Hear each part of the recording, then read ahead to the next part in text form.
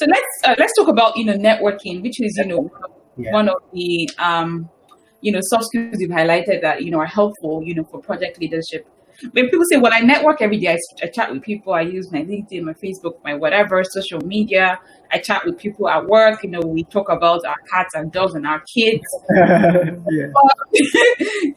So, I mean, I'm networking and I'm doing that very well. Yeah. So, as a young architect, when I first of all set up my firm way back then, and naturally, I'm an introvert. When I say that, people don't believe. They're like, no, you guys. See, if I were shipwrecked on an island, right, and if I had books to read, I had food to eat, and maybe I had my wife as my companion, I'll be okay. Wow, you're yeah. But for 2 weeks, right? Yeah. I'm not talking to Robinson Crusoe style. That's for a short while. But I used to be an introvert. But I realized that in life, right, in order to get ahead, you must learn how to connect with people. You cannot underestimate the power of networking. Yeah. The largest commission I ever worked on till date, I got by networking. So I had a friend who grew up together, right, back in Ibadan. And it wasn't even the friend, it was his brother. So his brother was working for a large project management firm in Lagos. I had my small architectural firm. And so my mentor sat down with me one day and told me, I said, look, Kunle, if you want to expand this business, you need to reach out to people. And I got scared. I was like, I don't know how to, approach people. I don't know how to talk to people. So I just tried. So I called his brother up and I said, look, can I send you my profile? He said, do. I sent the profile. 2 weeks later, his boss calls me. She's a lady. And he says, oh, I saw your profile. I think it looks nice. Let's have a chat. Right? I went to her office. She looked at the profile. I said, oh, I like this project. I like a few of the things that you've done. If there's any work, we'll call you. Oh, thank you. Bye. I went my way. 2 months later, she called. I can't forget this story till today, right? The firm calls me. There's a major project that has started. They have run into problems, and they need me. I just had to come and bail everybody out. I got called. I worked on it. And that was the largest project my firm ever, till date. That was the largest I've ever worked on.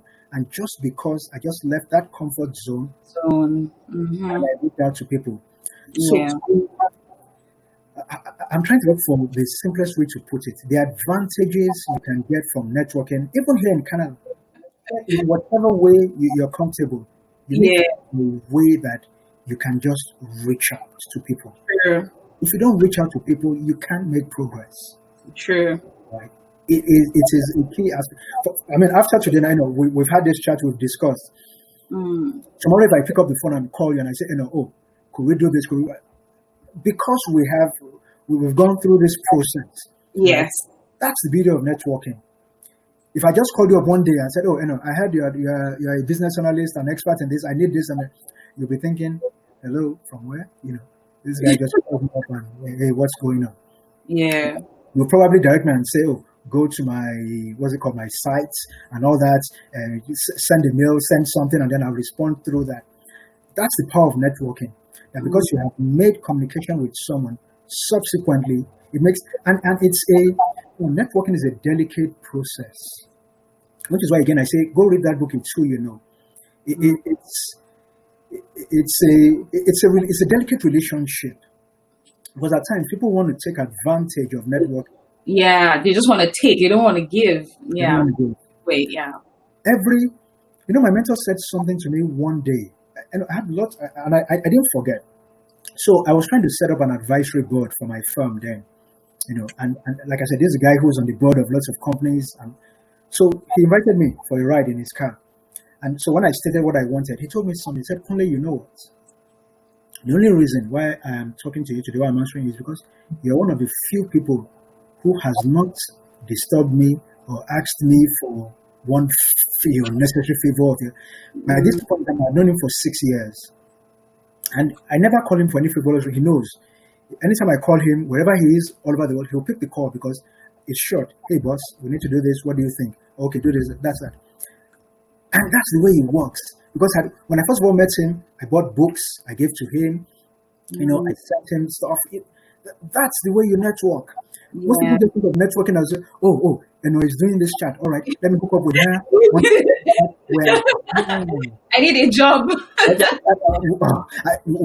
not even good. I'm not going to go into that, right? But that's it. Establish it. And I've made mistakes. So it's not because I've made mistakes too. I've connected with people and I said, oh, hi, because I'm working on this. And later I sat back and I said, oh, come on. With all that you've known, that's not the right way to have done it. I reflect a lot.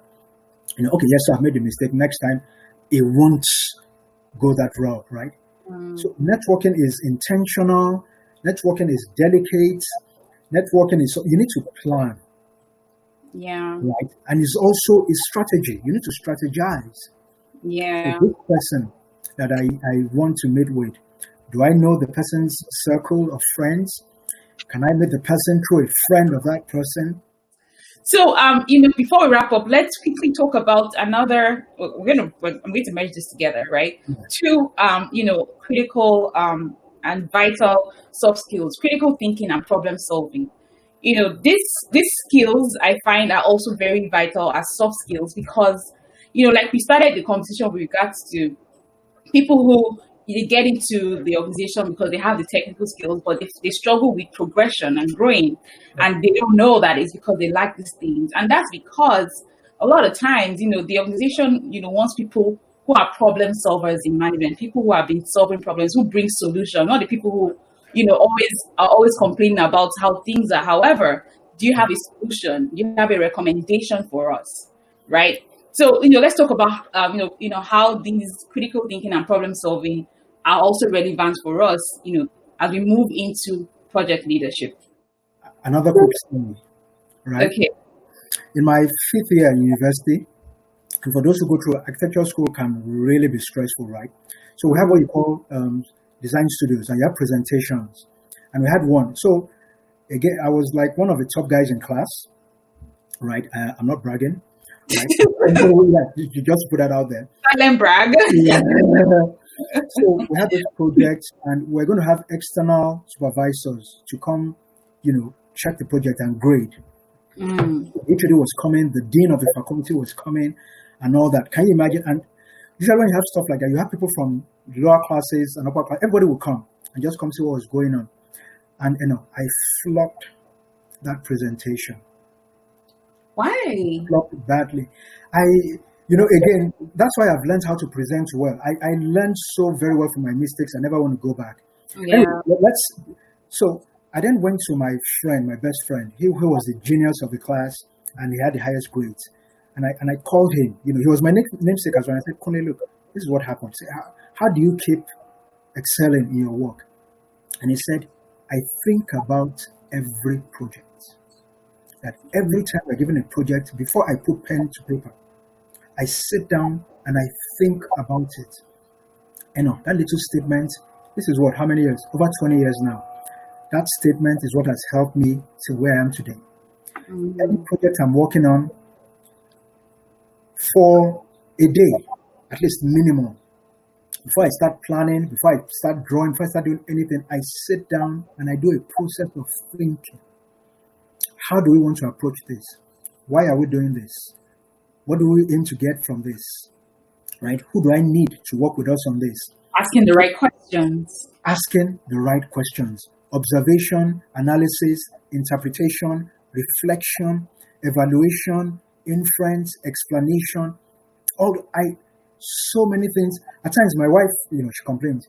She says, you just sit and stare, right? I said, don't blame me, my dear. I'm thinking, I think a lot. You can't be a successful manager if you can't think. Yeah. And I've noticed that's what has also helped me progress, right, in life. Even in the training, see, as a consultant, what's the key thing people call you for? To solve problems. Solve problems, yeah. If you can't solve problems, then what are you consulting? Yeah. If you can't train, if you can't teach well, what are you consulting? What are you teaching? So for me, it's always a process. Look, I sit down. What do we aim to get out of this? So when you called me and said, when we had a chat, so let's discuss about this. The first thing is, what do I want people to get out of this? So what's the take home from today, right? Is that it's a matter of personal choice, right?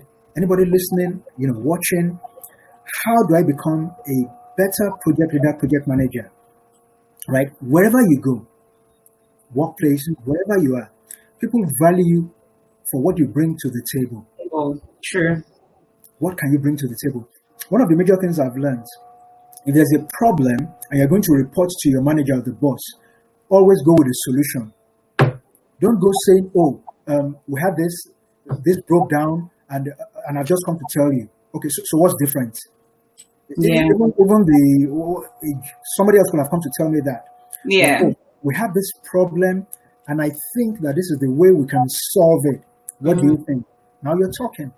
Yeah. That's critical thinking. Always sitting down to reflect on what you're doing and the outcome. Awesome. Fantastic. Wow. It's been a lot of, learning and reflection. And I really like how you shared a lot of, your personal experiences and how, these have helped you to become a better project leader. And also, how these soft skills are things that we could actually learn, when we keep practicing these things.